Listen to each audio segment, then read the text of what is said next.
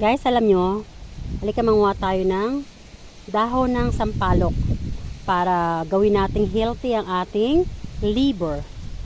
Ayan. Puro na sampalok. Ayan, manguha tayo ng dahon.